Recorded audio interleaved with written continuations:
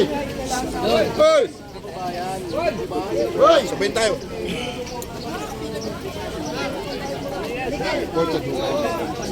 Ha? Opo. Ganawan din ba? Ah.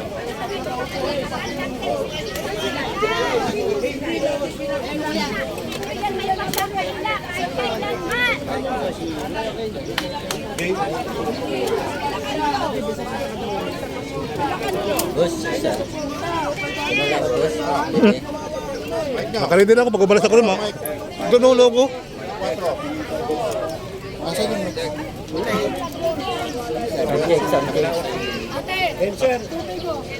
Magandang araw po sa atin lahat.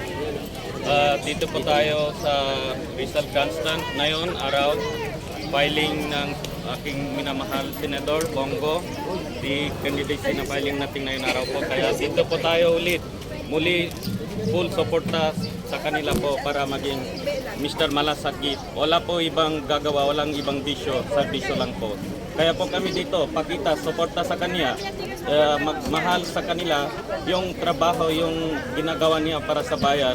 Kaya po dito kami ngayon, araw na to, full support na po sa kanila, Mr. Malasakit, Senator Bongo. So, Bongo pa rin tayo. Bongo pa rin tayo. sabi mo doon despite sa napagpipig sa lumalabas yung ginagawa ng wala?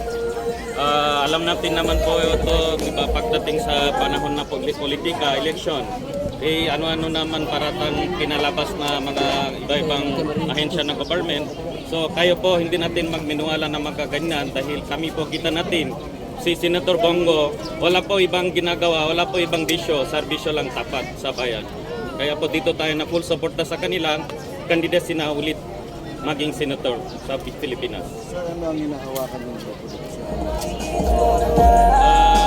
Actually, hindi naman ito association or kami po volunteer lang, volunteer grupo lang dito sa NCR, National Capital Region, iba-ibang baluarte, mga Manila, Pasig, Caloocan, Quezon City, iba-ibang baluarte po, mga ipon-ipon kami, volunteer lang po kami.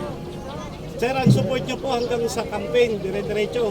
Siyempre po, full support na po ito, siyempre dire-diretso po natin ito. Sir, pabanggit po ng full name ng Ako po, Jishan Muhammad. Actually, ako yung hindi po pure Filipino, half Filipino po ako dito sa Pilipinas. ano po ang Bangladesh and Filipino.